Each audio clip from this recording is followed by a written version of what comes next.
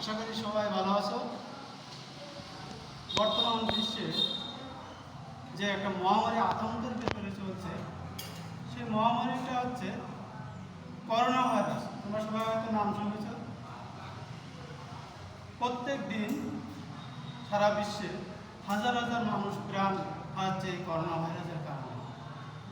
আর এই করোনা ভাইরাসে সব থেকে বেশি প্রভাব পড়েছে আমাদের শিক্ষা খাতে, যা গোটা জাতি শিক্ষা থেকে ছিটিয়ে পড়ছে। আর এরই প্রেক্ষিতে বাংলাদেশ সরকার শিক্ষা মন্ত্রণালয় যাতে শিক্ষার্থীরা একদম ছিটিয়ে না পড়তে পারে সেজন্য অনলাইন ভিত্তিক ক্লাসের যে পরীক্ষা সেটা চালু করছে। এর প্রেক্ষিতে আমি বিশ্বজিৎ বিশ্বাস, সহকারী শিক্ষক, ব্যবসা শাখা, কবির উন্নয়ন বালিকা উচ্চ বিদ্যালয়, আমি তোমাদের নবম বা দশম শ্রেণীর হিসাব বিজ্ঞান সপ্তম অধ্যায় খতিয়ান এই অধ্যায়ের উপর একটা ক্লাস করব। আমরা আমাদের হিসাব বিজ্ঞানের যে 10টি ধাপ রয়েছে, খতিয়ান হচ্ছে 10টি ধাপের ভিতরে চতুর্থ ধাপ। আমাদের প্রথম ধাপ ছিল লেনদেন শনাক্তকরণ, দ্বিতীয়টা ছিল লেনদেন বিশ্লেষণ, তৃতীয় নম্বর ছিল জাবেদামুক্তকরণ এবং চতুর্থ নম্বর ধাপে রয়েছে আমাদের খতিয়ান।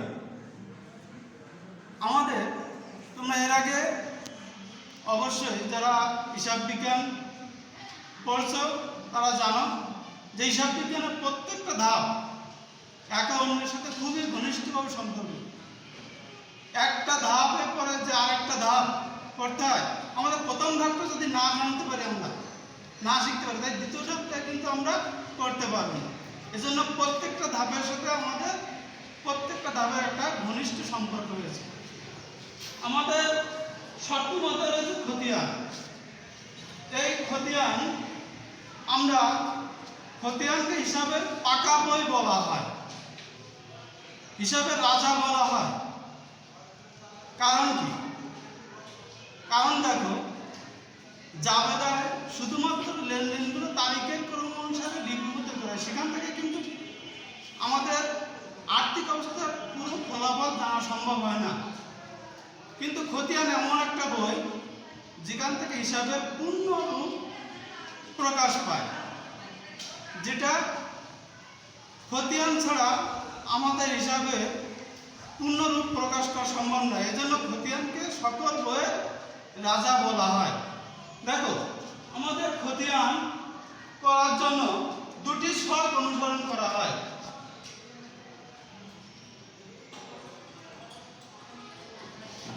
খতিয়ান করার জন্য দুটি শর্ত অনুসরণ করা হয়। দুটি শর্ত। প্রথম শর্ত হচ্ছে টি শর্ত, দ্বিতীয় নম্বর শর্ত হচ্ছে সলোমন জের শর্ত।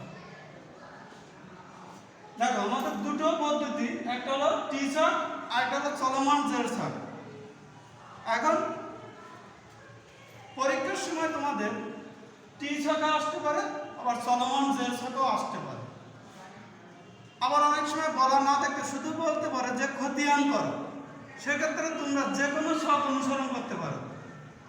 তাহলে আমরা এখন শর্ত দুটো দেখব। আমি দুটো শর্ত, একটা টি শর্টের আর একটা হলো সলোমন জের শর্টের।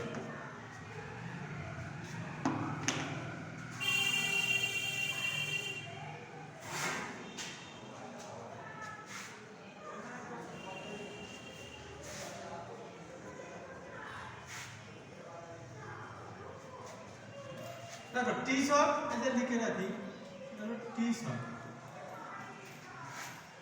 টি শর্টের বাম পাশকে বলা হয় ডেবিট ডান পাশকে বলা হয় ক্রেডিট। বাম পাশে আমাদের ঘর থেকে 4টি।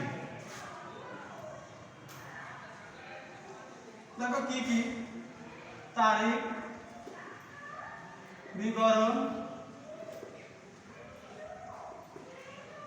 জাবেদা পৃষ্ঠা,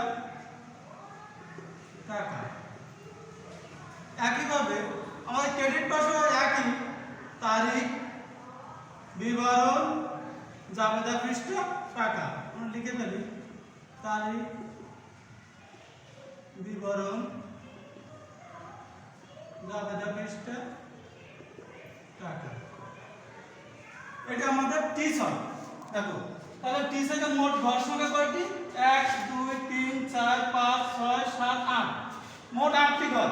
দেখো 8টি ঘর হলো কি হয়, দেখো এর আমাদের টি ছকের 2টি পাশ, একটা হলো ডেবিট পাশ, একটা হলো ক্রেডিট পাশ। ডেবিট পাশের ঘর থেকে 4টি, ক্রেডিট পাশের ঘর থেকে 4টি। এবার আমরা একটা চলমান জের ছক আঁকি।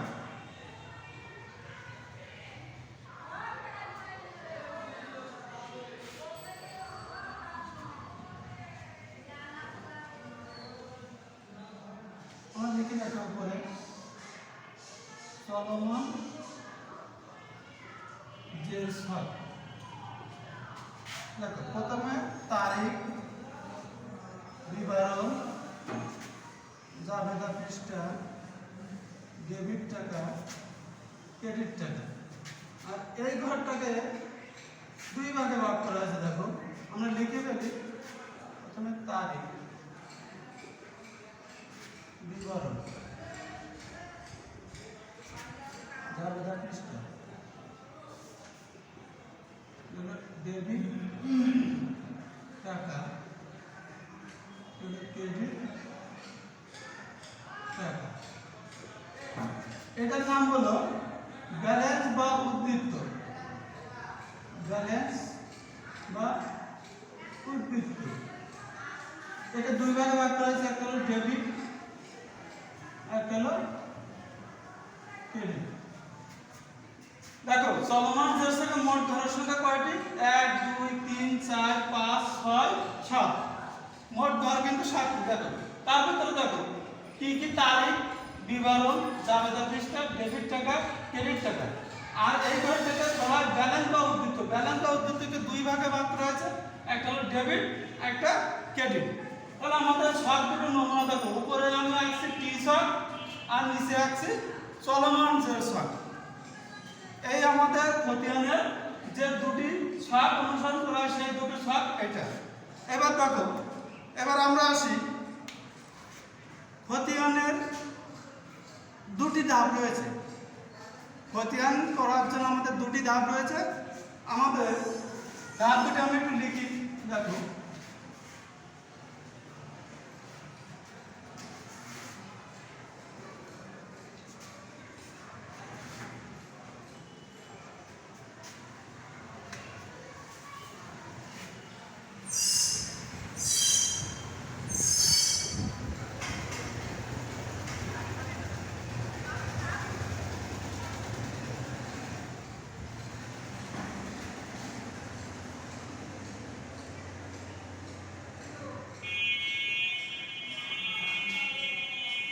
দেখো খতিয়ান করার জন্য 2টি ধাপ রয়েছে। 2টি ধাপ কি কি? একটা ধাপ হচ্ছে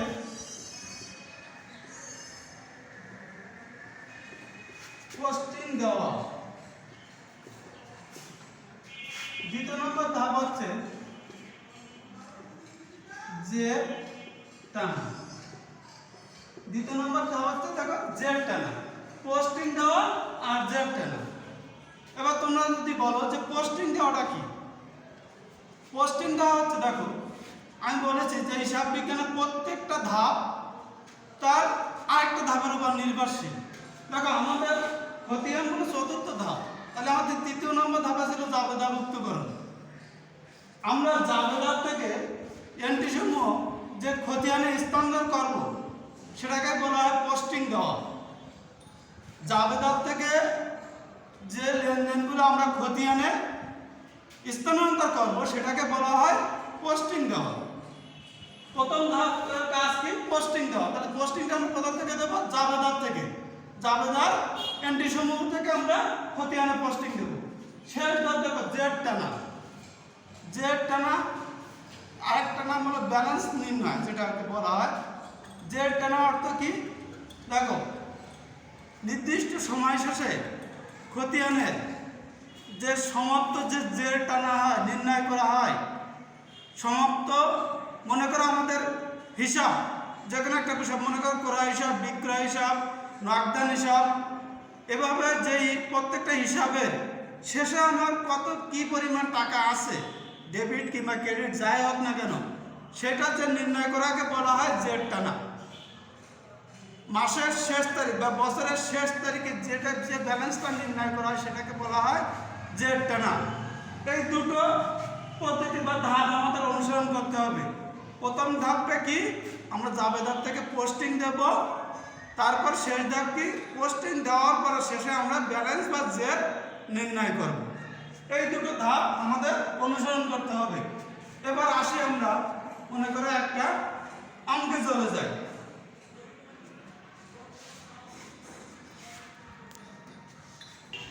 হ্যাঁ, শুরু হয়েছে।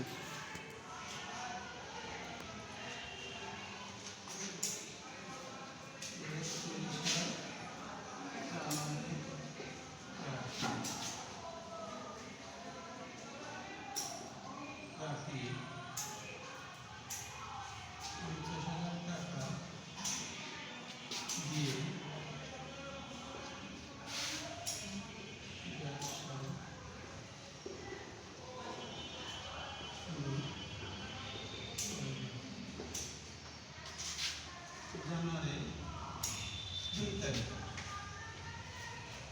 নগদের পণ্য ক্রয়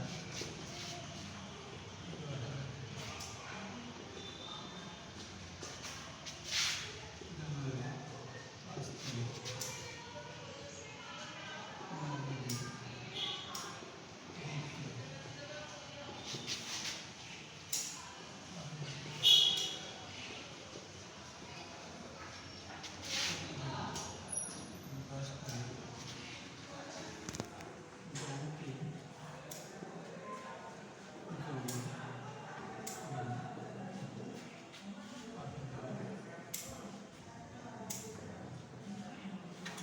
দেখো, আমি একটা অঙ্ক লিখছি এখানে।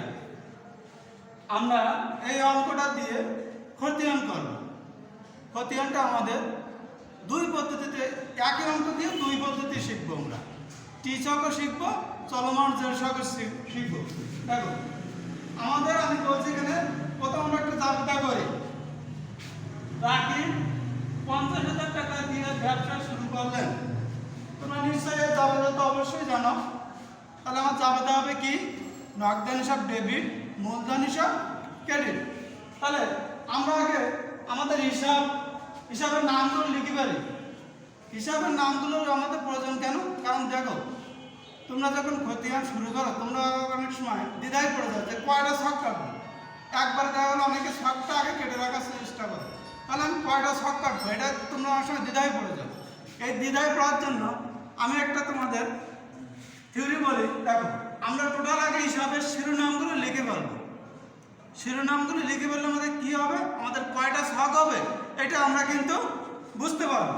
দেখো আমাদের হিসাবের শিরোনামগুলো প্রথম যদি এই পাশে একটু আমরা লিখে রাখি, তাহলে আমাদের প্রথমটা জাবেদা হয়েছিল কি, নগদান হিসাব। নগদান হিসাব আর কি হয়েছিল, মূলধন হিসাব। মূলধন হিসাব তোমরা উপরে এই যে লিখতে পারো যে হিসাবের শিরোনাম। হিসাবের শিরোনাম এই হলো কি হিসাবের শিরোনাম। আর দ্বিতীয় নাম্বারটা আছে, দেখো বলছে নগদে পণ্য বিক্রয়। নগদে পণ্য বিক্রয় করলে, নগদে পণ্য ক্রয়। নগদে পণ্য ক্রয় করলে আমাদের জাবেদা হয় কি, ক্রয় হিসাব ডেবিট, নগদান হিসাব ক্রেডিট। তাহলে দেখো আমাদের নতুন আরেকটা হিসাব আসছে, ক্রয় হিসাব।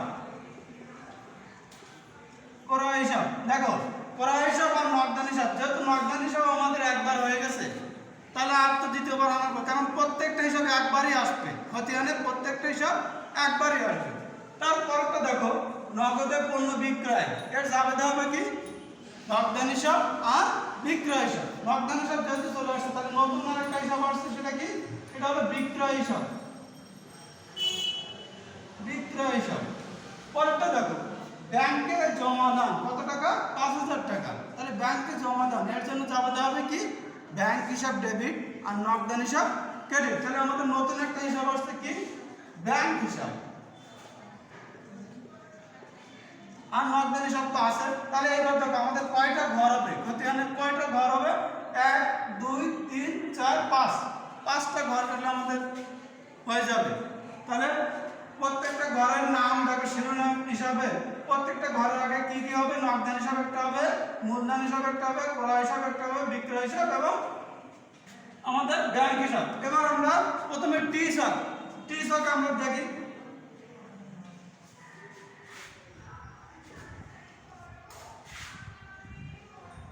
টি হিসাবে আমরা একটা ঘর কাটলাম। প্রথমে হলো নগদান হিসাব আছে, নগদান হিসাব। এই যে টি হিসাব লিখে রাখো ব্র্যাকেটে। টি হিসাবের নিয়ম বলছিলাম কি? টি হিসাবে বাম পাশকে বলা হয় ডেবিট, ডান পাশকে বলা হয় ক্রেডিট। বাম পাশে ঘর থাকে ক্রেডিট সাইডটি, তারিখ, বিবরণ, জাবেদা পৃষ্ঠা, টাকা। একইভাবে ডান পাশে একই, তারিখ, বিবরণ, জাবেদা পৃষ্ঠা, টাকা। আমরা একটু লিখে ফেলি, তারিখ, বিবরণ, জাবেদা পৃষ্ঠা, টাকা। তারিখ, বিবরণ, জাবেদা পৃষ্ঠা, কি টাকা। দেখো এটা আমাদের হিসাবের নাম কি? নগদান হিসাব। তাহলে নগদান হিসাব প্রথম জাবেদায় দেখো হয়েছিল কি? নগদান হিসাব ডেবিট আর মূলধন হিসাব ক্রেডিট। তাহলে আমরা তারিখ দিয়ে লেখা শুরু করি 2020। প্রথম নগদান হিসাব ডেবিট হয়েছিল, এই জন্য আমরা ডেবিট পাশে চলে আসলাম, জানুয়ারি 1 তারিখ। দেখো নগদান হিসাব ডেবিট আর ক্রেডিট ছিল মূলধন হিসাব। মূলধন হিসাব কত টাকা ছিল? 50,000 টাকা। দেখো তোমরা একটা প্রশ্ন করতে পারো হয়তো যে স্যার নগদের ঘরে নগদান হিসাব ডেবিট, কিন্তু আপনি মূলধন লিখছেন কেন? আসলে মূলধন লিখছে এই জন্য, যখন আমরা নগদান হিসাব যেহেতু আমাদের ডেবিট আর মূলধন হিসাব ক্রেডিট ছিল, তোমরা যখন খতিয়ান বইটা দেখবা কিংবা একটা প্রতিষ্ঠানের হিসাব রক্ষক যখন খতিয়ানটা দেখবে, তখন সে বলবে যে নগদান হিসাবটা কিসের জন্য ডেবিট করা হয়েছে, নগদান হিসাবটা কিসের জন্য ডেবিট করা হয়েছে। তাহলে এই মূলধন হিসাব লেখা দেখলে অবশ্যই বুঝবে যে মূলধন বাবদ ওটা আনা হয়েছিল, এই জন্য মূলধন হিসাব ক্রেডিট ছিল, যার জন্য নগদান হিসাবটা ডেবিট হয়েছিল। তার মানে বোঝাচ্ছে যে খতিয়ান করার সময় আমরা যে হিসাবটা লিখবো ঠিক তার বিপরীত হিসাবের নামটা আমরা সেই কলামে লিখবো, বিপরীত যেটা থাকবে সেটা আমরা লিখবো। একইভাবে তো পরের দেখি আমরা নগদে পণ্য ক্রয় করা হয়েছিল। তাহলে এখানে কিন্তু আমি তোমাদের জাস্ট একটা ফরম্যাট দেখাচ্ছি এখানে, কারণ নগদের ঘরটা আমি শুধুমাত্র টি হিসাবে দেখাচ্ছি। আমাদের এই যে ঘর কিন্তু দুটো হয়েছিল, একটা নগদান হিসাবে আর একটা মূলধন হিসাবে। একইভাবে আরেকটা ঘর আমরা করে ফেলবো টি হিসাবে, কোন হিসাবে? মূলধন হিসাবে। কিন্তু আমি তোমাদের এখানে একটাই দেখাচ্ছি, তোমরা বাসায় বাকিগুলো করে ফেলবো। পরেরটা দেখো, নগদে পণ্য ক্রয় করা হয়েছিল। আমার জাবেদা হয়েছিল কি? ক্রয় হিসাব ডেবিট আর নগদান হিসাব ক্রেডিট। নগদান হিসাব ক্রেডিট মানে আমরা হলো ক্রেডিট পাশে চলে আসলাম। 2020 জানুয়ারি কয় তারিখ ছিল? 2 তারিখ। দেখো নগদান হিসাব ক্রেডিট কি বাবদ ক্রেডিট হয়েছিল? ক্রয় বাবদ। তাই এই জন্য আমরা এই জায়গায় কি লিখবো? বিপরীত হিসাবটা লিখবো। বিপরীত হিসাব কি ছিল? ক্রয় হিসাব। কত টাকা? 10,000 টাকা। পরেরটা দেখো, তাহলে এই জায়গায় কিন্তু আমাদের 8টা খতিয়ানের স্টক হবে, সেটা কোন হিসাবে? ক্রয় হিসাবে। পরে দেখো নগদে বিক্রয়, এর জন্য আমাদের জাবেদা কি হবে? নগদান হিসাব ডেবিট, বিক্রয় হিসাব ক্রেডিট। ডেবিট পাশে তার মানে আমরা ডেবিট পাশে চলে আসবো 5 তারিখে। ডেবিট বিপরীত হিসাব কি আছে? নগদান হিসাব ডেবিট, বিক্রয় হিসাব বিপরীত আছে হলো বিক্রয়। এই জন্য আমরা এখানে বিক্রয় লিখবো। বিক্রয় হিসাব কত টাকা ছিল? 5,000 টাকা।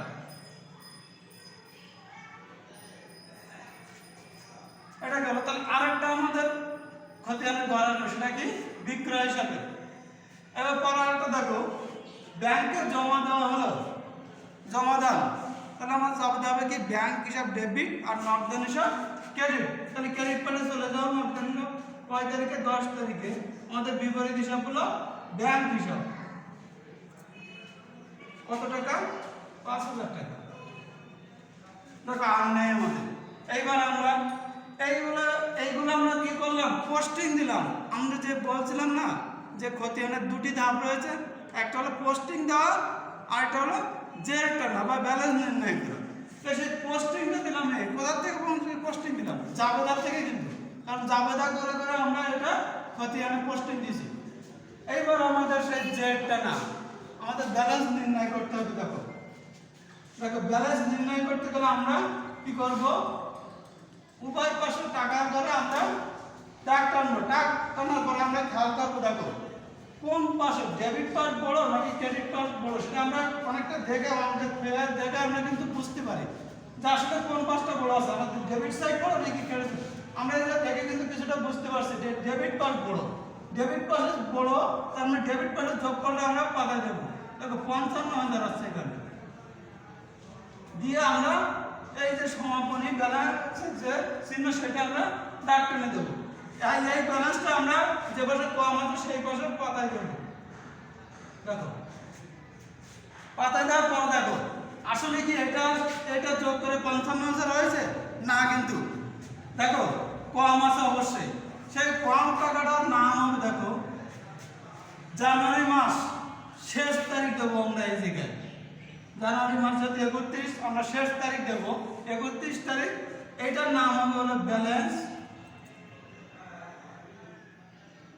সিডি। ব্যালেন্স সিডি এর নাম কি, ব্যালেন্স সিডি মানে স্থানান্তরিত হবে, ক্যারিড ডাউন, ইংলিশে বলা হয় কি ক্যারিড ডাউন, যার বাংলা অর্থ হলো স্থানান্তরিত হবে। স্থানান্তরিত দেখো কত টাকা কম আছে এই জায়গায়, 15,000 টাকা আছে। আমাদের করতে হবে কত 55,000, তাই দেখো 40,000 টাকা এখানে কম আছে। তাহলে ব্যালেন্স সিডি কত 40,000 টাকা। এটা ব্যালেন্স সিডি অর্থ কি, বাংলা অর্থ হলো স্থানান্তরিত হবে। কোথায় স্থানান্তরিত হবে, দেখো সিডি আছে ক্রেডিট পাশে, ঠিক তার বিপরীত পাশে হবে হলো স্থানান্তরিত। পরের জানুয়ারি মাসের পরের মাস কি ফেব্রুয়ারি মাস, ফেব্রুয়ারি মাসের প্রথম তারিখ, ফেব্রুয়ারি মাসের 1 তারিখে এর নাম হবে হলো ব্যালেন্স বিডি, ইংলিশে বলা হয় বিডি অর্থ ব্রট ডাউন, স্থানান্তরিত হয়েছে, স্থানান্তরিত হয়েছে। কত টাকা, সিডি যে টাকাটা হবে একইভাবে বিডি তো সেই টাকাটা হবে। এটাকে বলা হয় জের টানা, খতিয়ানের জের টানা বা ব্যালেন্স নির্ণয়। আমাদের নগদের ব্যালেন্স কত আছে, তাহলে 40,000 টাকা। কোম্পানির মালিক যদি তার হিসাবরক্ষকের কাছে জিজ্ঞাসা করে আপনার নগদ ব্যালেন্স আছে কত, সঙ্গে সঙ্গে আমরা এই ব্যালেন্স থেকে বলে দেব যে আপনার কোম্পানির ব্যালেন্স আছে 40,000 টাকা, নগদ টাকা আছে 40,000 টাকা। এইভাবে দেখো প্রত্যেকটা হিসাব শেষে আমরা বলে দিতে পারবো নগদের ব্যালেন্স আছে কত, মূলধনের ব্যালেন্স আছে কত, ক্রয় বিক্রয় এবং ব্যাংক যত হিসাব আসবে সব হিসাবের ব্যালেন্স আমরা এইভাবে নির্ণয় করে বলে দিতে পারবো। এবার আসি আমরা, এটা গেল টিচার। এই অঙ্কটা একইভাবে আমি তোমাদের সলোমন জেরসকে দেখাবো। আমরা একটা সলোমন জেরসকে ব্যবহার করি।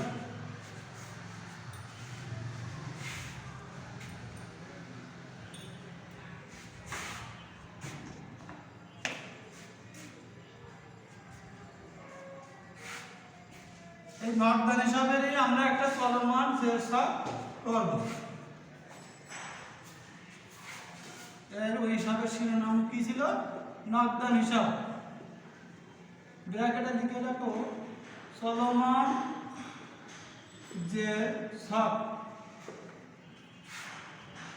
চলমান হিসাবে মোট ঘরের সংখ্যা কয়টা ছিল, 7টি। প্রথম কি তারিখ, তারপর বিবরণ, জাবেদা পৃষ্ঠা, ডেবিট টাকা, ক্রেডিট টাকা, তারপরে কি ছিল ব্যালেন্স বা উদ্ধৃতকে ব্যালেন্স বা উদ্ধৃত। একে আবার দুই ভাগে ভাগ করা হয়েছে কি কি, একটা হলো ডেবিট, একটা হলো ক্রেডিট। দেখো টিশক এবং সলমন শেরশাকের কোনটা বেশি সুবিধা সেটা তোমরা হয়তো অঙ্ক করার পরে বলতে পারবে। তারপর আমি একটু আগে থেকে বলে দেই, টিশকে তোমরা দেখেছো আসলে নগদ ব্যালেন্স অনেক সময় মাঝামাঝি টাইপেও যদি কোম্পানির মালিক এসে জিজ্ঞাসা করে এই নগদের ব্যালেন্স আছে কত রে, টিশকের মাধ্যমে কিন্তু সেটা বলা যায় না হিসাব শেষ না হওয়া পর্যন্ত। কিন্তু চলমান শেরশাকের সুবিধা কি, যখনই মালিক এসে জিজ্ঞাসা করবে যে নগদের কিরকম ক্যাশ আছে কোম্পানির, তখনই সে বলতে পারবে যে কোম্পানির কত টাকা ক্যাশ বা নগদ আছে। তাহলে চলমান শেরশাক এবং টিশকের ভিতরে পার্থক্য এই, যে কোনো সময় এসে যদি মালিক জিজ্ঞাসা করতে পারে করে যে ব্যালেন্স কত আছে, তাহলে সেটা চলমান শেরশাকের মাধ্যমে সেটা বলা সম্ভব। কারণ প্রত্যেকটা হিসাব করার সঙ্গে সঙ্গে এর ব্যালেন্স বের হয়ে যায়। তারিখ বিবরণ, জাবেদা পৃষ্ঠা, ডেবিট টাকা, ক্রেডিট টাকা, এই তাহলে দেখো আমাদের প্রথম কি ছিল, 50,000 টাকা দিয়ে ব্যবসা শুরু করলাম। আমাদের জাবেদা কি ছিল, নগদান হিসাব ডেবিট, মূলধন হিসাব ক্রেডিট। তাহলে এখানে সে বিপরীতটা বসাবো কি, মূলধন হিসাব। মূলধন হিসাব আমাদের নগদান হিসাব কি ডেবিট, তাহলে ডেবিট করে টাকা পাঠাবো। ঠিক একই এই টাকা চলে যাবে ব্যালেন্সে ডেবিট পাশে। পরেরটা কি ছিল, নগদে পণ্য ক্রয়। আমাদের জাবেদা ছিল কি, ক্রয় হিসাব ডেবিট, নগদান হিসাব ক্রেডিট। তাহলে আমরা লিখে ফেলি কয় তারিখ, 2 তারিখে ক্রয় হিসাব ডেবিট আর নগদান হিসাব ক্রেডিট, তাই না? তাহলে এখানে আমাদের ক্রয় হিসাব হবে, ক্রয় হিসাব। আমাদের নগদান হিসাবটা কি ক্রেডিট, কিন্তু তাহলে আমরা ক্রেডিট পাশে টাকা পাঠাবো। ক্রেডিট করে টাকা কত, 10,000 টাকা। দেখো 10,000 টাকা। তাহলে দেখো আমাদের ব্যালেন্স ছিল 1 তারিখে ব্যালেন্স ছিল 50,000 টাকা, ডেবিট ব্যালেন্স ছিল। তার থেকে দেখো 10,000 টাকা ক্রেডিট হয়ে যাচ্ছে 2 তারিখে। তাহলে ওই 50,000 টাকা 10,000 টাকা কি হয়ে যাবে, বাদ হয়ে যাবে। বাদ হয়ে গেলে আমাদের ডেবিট ব্যালেন্স থাকতেছে কত, 40,000 টাকা। পরে দেখো জানুয়ারি 5 তারিখে কি বলেছে, নগদে পণ্য বিক্রয়। তাহলে নগদে পণ্য বিক্রয় করলে চাপে যাইছিল কি, নগদান হিসাব ডেবিট, বিক্রয় হিসাব ক্রেডিট। তাহলে লিখে ফেলি বিক্রয় হিসাব, বিক্রয় হিসাব। আমার নগদান হিসাব পেয়েছিল, ডেবিট হয়েছিল কত টাকা, 5,000 টাকা। তাহলে দেখো আমাদের ব্যালেন্সও আছে ডেবিট, আবার আবার নতুন করে আর 5,000 টাকা ডেবিট হয়েছে। তাহলে ডেবিট ডেবিট কি হবে, যোগ হবে। তাহলে কত হলো, 45,000 টাকা। ব্যালেন্স হয়ে গেল কত, 45,000 টাকা। এবার দেখো 10 তারিখে বলেছে ব্যাংকে জমা দান 5,000 টাকা। আমাদের জাবেদা ছিল কি, ব্যাংক হিসাব ডেবিট, নগদান হিসাব ক্রেডিট। তাহলে আমরা লিখে ফেলি 10 তারিখে বিপরীত হিসাব ব্যাংক হিসাব, ব্যাংক হিসাব। তাহলে আমাদের নগদান হিসাব কি ছিল, ক্রেডিট ছিল। তাহলে ক্রেডিট পাশে টাকাটা লিখি 5,000 টাকা। তাহলে দেখো আমাদের ব্যালেন্স আছে 5 তারিখ পর্যন্ত ব্যালেন্স আছে আমাদের ডেবিট ব্যালেন্স। তাহলে এই ডেবিট ব্যালেন্সের থেকে এই 5,000 টাকা ক্রেডিট করে দিতে হবে, মানে বাদ দিতে হবে। তাহলে থাকে কত, ডেবিট ব্যালেন্স হয় 40,000 টাকা। দেখো আমাদের এখানে কোনো ব্যালেন্স বা জেরা নির্ণয় করতে হবে না টিশকের মতো। আমাদের যে নগদের ব্যালেন্স টিশকে কত হয়েছিল, 40,000 টাকা হয়েছিল না, এখানেও দেখো 40,000 টাকা আমরা পেয়ে গেছি। তার মানে বলছি যে প্রত্যেক তারিখের লেনদেনের সঙ্গে সঙ্গে আমাদের জানা যাবে যে আমাদের নগদের ব্যালেন্স আছে কত। এইভাবে প্রত্যেকটা নগদান হিসাব, মূলধন হিসাব, ক্রয় হিসাব, বিক্রয় হিসাব এবং ব্যাংক হিসাব হলে একইভাবে শুধুমাত্র এটা নগদান হিসাব, এরপর যখন মূলধন করবো এটা মূলধন হিসাব লিখবো, এই তারপরে যখন ক্রয় হিসাব করবো সেখানে ক্রয় হিসাব লিখবে। এইভাবে শুধুমাত্র করে দিতে হবে। শখের নমুনা হয় একই, প্রত্যেকটা হিসাবে যে কয়টা হিসাব আসবে ঠিক সেই কয়টা ঘর হবে। এখানে আমাদের হিসাব যদি 1, 2, 3, 4, 5টা। তাহলে আমাদের ঘর হবে কয়টা? 5টা। এবার আমাদের করে শেষ নামাতে হবে প্রত্যেকটা হিসাবে। তাহলে প্রিয় শিক্ষার্থী, তোমরা যে ক্লাসটা দেখলে অবশ্যই আমি আশা করি এর থেকে তোমরা খতিয়ানের সম্পর্কে ভালো বুঝবে, এবং যদি কোনো সমস্যা থাকে তাহলে অবশ্যই আমার সাথে যোগাযোগ করবে। আমার যোগাযোগের জন্য আমি তোমাদের আমার মোবাইল নাম্বারটা দিয়ে দিচ্ছি।